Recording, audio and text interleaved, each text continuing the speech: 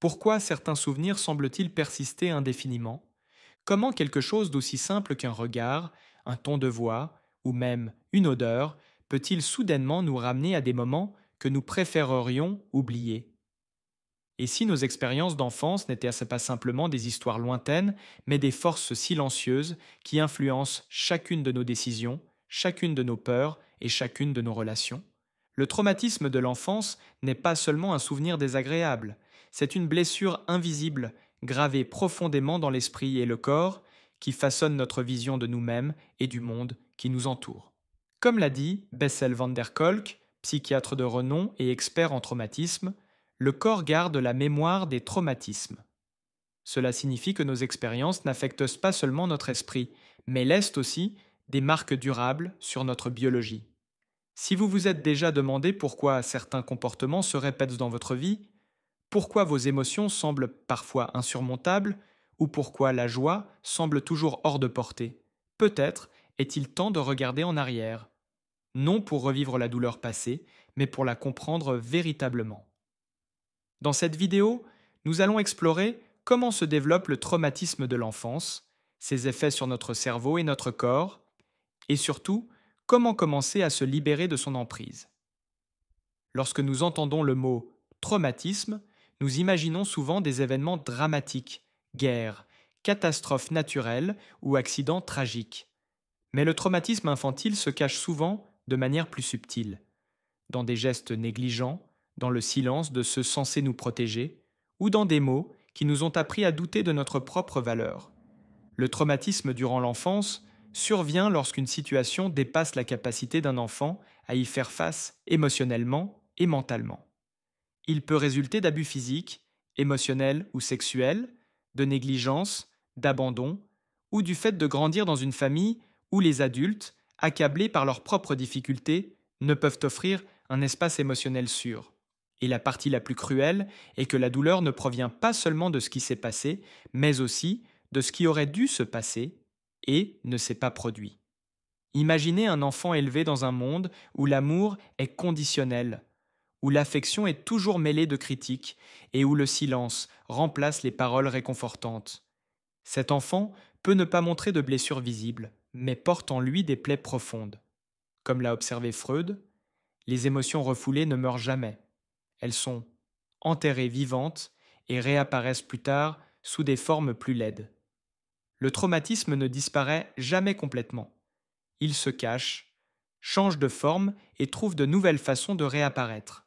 Certains enfants grandissent en anxieux, toujours sur le qui-vive, comme si le danger rôdait à chaque instant. D'autres répriment complètement leurs émotions, devenant des adultes incapables d'identifier ou d'exprimer leurs sentiments, car ressentir n'a jamais été sûr. Certains cherchent à contrôler chaque aspect de leur vie, désespérés de ne jamais se sentir impuissants à nouveau. D'autres répètent des schémas destructeurs, recréant inconsciemment le seul type d'amour qu'ils aient jamais connu, aussi douloureux soit-il. Voici la réalité déchirante du traumatisme infantile. Il ne marque pas seulement le passé, il vole aussi l'avenir. Sans même s'en rendre compte, nous transportons nos peurs d'enfance dans nos relations d'adultes. Nous pouvons devenir des adultes qui se sentent constamment inadéquats, qui fuient l'intimité et qui s'auto-sabotent sans le savoir. Nous pouvons passer toute notre vie à fuir quelque chose que nous ne pouvons même pas mettre en mots. Pourtant, il est important de se rappeler ceci. Le traumatisme ne doit pas déterminer notre destin.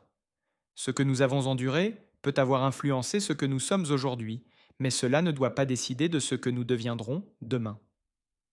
La première étape est de le reconnaître. La deuxième est de le comprendre. Et la troisième, et souvent la plus difficile, est de faire confiance au fait que la guérison est à portée de main, parce qu'elle l'est vraiment. Alors, comment exactement le traumatisme de l'enfance impacte-t-il le corps et l'esprit? Si le corps garde vraiment la mémoire, quelles implications cela a-t-il pour nous? La réponse pourrait complètement changer la manière dont vous vous percevez. Le traumatisme de l'enfance est bien plus qu'un souvenir douloureux enfoui dans le cerveau. Il devient tissé dans la biologie même de la personne qui l'a vécu. Il n'est pas exagéré de dire qu'un passé difficile peut physiquement façonner le cerveau en développement, influençant chaque pensée, réaction et décision future. Un enfant élevé dans un environnement instable ou menaçant reste constamment sur ses gardes. Son système nerveux s'adapte pour survivre, souvent bloqué dans un mode combat ou fuite. Cela signifie que même lorsqu'aucune menace réelle n'existe, son corps réagit comme si le danger était présent. Le cœur bat la chamade, les muscles se tendent et la respiration devient rapide et superficielle. Ce qui est encore plus inquiétant, c'est que ce câblage biologique ne disparaît pas simplement avec le temps. Il peut rester actif pendant des décennies, se transformant en anxiété chronique, crise de panique, insomnie, voire troubles auto-immuns. Les neurosciences ont démontré que le traumatisme de l'enfance modifie directement les structures cérébrales. L'amygdale, qui régule les réponses de peur, devient hyperactive. L'hippocampe, essentiel au traitement des souvenirs, peut se rétrécir. Et le cortex préfrontal, responsable de la pensée rationnelle et de la prise de décision, devient moins engagé. Cela explique pourquoi les adultes ayant vécu un traumatisme infantile éprouvent souvent des émotions intenses ou ont du mal à faire confiance aux autres. Mais ce n'est pas seulement l'esprit qui est affecté. Le corps conserve également ses expériences. Comme l'a expliqué le psychiatre et chercheur Bessel van der Kolk, le traumatisme n'est pas seulement un événement passé. Il persiste dans le présent, dans notre corps, notre respiration et la façon dont nous réagissons au monde autour de nous. De nombreux adultes ayant subi un traumatisme infantile souffrent de douleurs chroniques inexpliquées, de troubles digestifs et d'une fatigue persistante. Le traumatisme trouve un moyen de se manifester où il peut. C'est pourquoi dire à quelqu'un de simplement tourner la page ne saisit pas la profondeur de son impact. Ce type de souffrance ne disparaît pas simplement avec le temps, ni ne peut être surmonté par la seule force de volonté. Il doit être traité, compris et doucement libéré. Mais il y a de l'espoir. Le cerveau humain est adaptable. Il peut se reconfigurer. Avec le bon soutien, thérapie, pratique de la corbite de régulation émotionnelle, reconnexion au corps, de nombreux effets du traumatisme peuvent être guéris. L'histoire de quelqu'un qui a souffert dans son enfance n'a pas à se conclure dans le désespoir. La souffrance peut se transformer en compréhension. La blessure peut ouvrir la porte à la croissance. Comment le traumatisme se transmet-il d'une génération à l'autre? En fin de compte, si nous avons grandi dans un environnement douloureux, comment pouvons-nous empêcher cette douleur d'affecter ceux qui viennent après nous? Le traumatisme de l'enfance n'affecte pas seulement la personne qui l'a vécu, il se propage, traversant les générations comme une ombre invisible. Les enfants de parents porteurs de traumatisme grandissent souvent en reproduisant des schémas de comportement malsains. Ils héritent d'histoires et de blessures qui ont commencé bien avant eux. Mais si personne ne choisit volontairement de souffrir, pourquoi tant de personnes transmettent-elles cette douleur sans le savoir? Lorsqu'un enfant grandit dans un environnement où l'amour semble conditionnel et où ses émotions sont rejetées ou ignorées, il apprend rapidement que le monde n'est pas sûr. Au lieu de développer un sentiment solide de valeur personnelle et de confiance, il met en place des mécanismes de survie. Certains deviennent perfectionnistes, croyant qu'un comportement irréprochable leur vaudra enfin l'amour. D'autres se ferment complètement, enfouissant leurs sentiments pour se protéger de la douleur de l'abandon. Certains rejouent inconsciemment ce qu'ils ont observé, portant ces mêmes blessures dans leurs relations d'adultes. Le cycle du traumatisme persiste parce que les enfants absorbent plus que des mots. Ils internalisent de l'expérience vécue. Un père privé d'affection peut avoir du mal à manifester des soins. Une mère qui a subi des critiques constantes peut projeter ses peurs sur ses enfants. Comme l'a dit Carl Jung, jusqu'à ce que vous rendiez l'inconscient conscient, il dirigera votre vie et vous l'appellerez destin. La science confirme également cette transmission. Les recherches en épigénétique montrent que le traumatisme peut se transmettre biologiquement, affectant l'expression de certains gènes. Cela signifie que les effets d'une enfance difficile peuvent se manifester chez les descendants de ceux qui ont souffert, influençant leur sensibilité au stress, leur santé mentale et leur vulnérabilité à certaines maladies. Cependant, ce cycle ne doit pas durer éternellement. Prendre conscience de sa propre histoire est l'étape cruciale pour rompre cette chaîne douloureuse. En identifiant les schémas néfastes et en cherchant activement la guérison par la thérapie, l'introspection ou la transformation de croyances limitantes, il est possible de changer la trajectoire de sa vie et celle des générations futures. Le traumatisme peut être hérité, mais la guérison aussi. Décider de stopper le cycle demande du courage, mais c'est l'un des actes de transformation les plus profonds. Se remettre d'un traumatisme infantile ne signifie pas effacer le passé. Cela signifie apprendre à le porter autrement. Il ne s'agit pas de nier la douleur, mais de l'accepter et d'en trouver un nouveau sens. La bonne nouvelle, c'est que, malgré les cicatrices profondes que peut laisser le traumatisme, le cerveau est flexible et capable de renouvellement. Ce qui a été blessé peut se rétablir. Ce qui a été brisé peut être restauré. La toute première étape vers la guérison est la conscience. Tant que les blessures restent cachées dans l'ombre, elles continuent de guider nos actions à notre insu.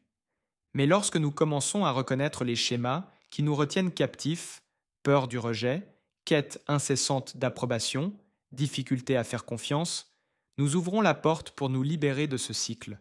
C'est à ce moment que la douleur cesse d'être un poids invisible et devient une passerelle vers la découverte de soi. La psychothérapie reste l'une des ressources les plus efficaces pour quiconque cherche à redéfinir son récit personnel. Des techniques comme la thérapie cognitivo-comportementale, TCC, aident à remodeler les croyances nocives sur nous-mêmes et le monde qui nous entoure. Parallèlement, des thérapies comme l'EMDR, désensibilisation et retraitement par les mouvements oculaires, peuvent atténuer la charge émotionnelle liée aux souvenirs traumatiques. Les thérapies somatiques, qui se concentrent sur la connexion entre corps et esprit, travaillent à libérer le traumatisme ancré dans le corps physique. Comme l'explique l'expert en traumatisme Gabor Maté, à moins de confronter les blessures de notre enfance, nous risquons de passer notre vie à tenter de les anesthésier. Pourtant, la guérison ne se limite pas à la salle de thérapie. Des pratiques simples et régulières au quotidien peuvent aider à restaurer un sentiment de sécurité émotionnelle. La pleine conscience et la méditation apprennent au cerveau à ralentir, le sortant peu à peu de l'état constant de combat ou de fuite. L'activité physique permet de libérer les tensions accumulées et de réduire le taux d'hormones du stress. Des activités créatives, comme l'écriture ou la peinture, offrent un espace sûr pour exprimer des sentiments souvent tus. Se reconnecter avec son corps est également essentiel. Ceux qui ont subi un traumatisme infantile apprennent souvent à se déconnecter de leurs émotions et de leurs sensations corporelles pour se protéger. Apprendre à être à l'écoute de son corps, à reconnaître les signaux d'anxiété et à s'autoriser à ressentir pleinement peut devenir un puissant catalyseur de guérison. Par-dessus tout, le rétablissement nécessite la formation de nouvelles relations sûres. Le traumatisme nous apprend souvent que la vulnérabilité est dangereuse et que la confiance est risquée. Mais à travers des relations avec des personnes qui nous traitent avec gentillesse, respect et compréhension, nous commençons à remodeler notre vision du monde. Chaque lien sain prouve que l'affection et la sécurité sont possibles. Se remettre d'un traumatisme infantile est un voyage, non une destination finale. Il y aura des jours meilleurs et des jours plus difficiles, des moments de progrès et des reculs. Pourtant, à chaque petit pas et à chaque nouvelle prise de conscience, quelque chose en nous se réorganise et se renforce. Notre passé a pu nous influencer, mais il ne doit pas déterminer qui nous devenons. La véritable liberté commence lorsque nous cessons de fuir notre histoire et choisissons plutôt de l'écrire nous-mêmes. Le traumatisme de l'enfance peut laisser des marques profondes, modifiant notre perception de nous-mêmes, des autres et du monde. Il nous apprend très tôt que nous sommes inadéquats, que l'amour est fragile et que le danger est omniprésent. Souvent, nous portons ces leçons toute notre vie, sans réaliser qu'elles ne nous appartiennent plus. Mais voici une vérité souvent tue. Ce qui vous est arrivé n'a pas à définir qui vous êtes. Votre passé peut être rempli de douleurs, mais votre avenir vous appartient. Le traumatisme n'est pas une peine de vie. Ce n'est pas le destin. C'est une expérience douloureuse. Oui, mais pas immuable. Si les neurosciences, la psychologie et la philosophie nous ont appris une chose, c'est que nous sommes des êtres capables de transformation. Le cerveau peut créer de nouvelles connexions. le corps peut se rétablir, et l'esprit peut réinterpréter le récit qu'il croyait autrefois figé. Comme le disait Viktor Frankl, survivant de l'Holocauste et psychiatre, quand nous ne pouvons plus changer la situation, nous sommes obligés de nous changer nous-mêmes. Se remettre d'un traumatisme infantile ne signifie pas oublier le passé, mais apprendre à vivre avec, sans le laisser dominer chaque pensée, chaque peur, chaque décision. C'est un acte d'introspection, de reconnaissance de la douleur persistante et de compréhension que derrière cette souffrance se cache quelque chose de bien plus grand. La résilience, la force intérieure et la possibilité d'une croissance personnelle profonde. Le chemin de la guérison est rarement linéaire, mais il est réel et surtout, il est essentiel, parce que personne ne devrait passer sa vie entière à fuir quelque chose qui est déjà derrière lui. Nous ne pouvons pas revenir en arrière et changer le passé, mais nous pouvons changer le présent, et à travers cela, remodeler l'avenir. Alors la question est, êtes-vous prêt à faire le premier pas? Si vous avez écouté jusqu'ici, c'est probablement parce que quelque chose dans ce message a résonné en vous. Peut-être avez-vous vécu des expériences similaires, peut-être aimez-vous quelqu'un qui porte des blessures invisibles. Ou peut-être, comme beaucoup d'entre nous, commencez-vous seulement à réaliser que la douleur que nous avons enfouie vit toujours silencieusement en nous, influençant ce que nous sommes. Parler du traumatisme est difficile, l'écouter peut être encore plus difficile, mais il y a quelque chose de profondément puissant dans le simple fait de reconnaître notre douleur. Car la plupart des gens passent leur vie à éviter exactement cela, à se tourner vers l'intérieur et à affronter ce qui a été longtemps refoulé. Ce moment de reconnaissance, c'est le commencement, le pas le plus important sur le chemin de la guérison. Et s'il y a un message que je veux que vous emportiez avec vous, c'est celui-ci. Vous n'êtes pas seul. Quel que soit votre passé, il existe des moyens de guérir, de reprendre votre vie en main, de reconstruire ce qui a été brisé et de découvrir un sens dans ce qui vous a autrefois fait souffrir. La douleur peut faire partie de votre parcours, mais elle n'a pas à définir votre destination. Merci d'avoir passé ce moment avec moi. Si ce message a résonné en vous, pensez à laisser un commentaire ci-dessous. Vos mots pourraient être exactement ce dont quelqu'un d'autre a besoin pour entendre. Et avant de partir, souvenez-vous, il y a d'autres vidéos sur cette chaîne pour vous aider à comprendre votre esprit, vos émotions et votre chemin à venir. Cliquez sur l'une d'elles et continuons ensemble sur cette route de découverte de soi. À très bientôt.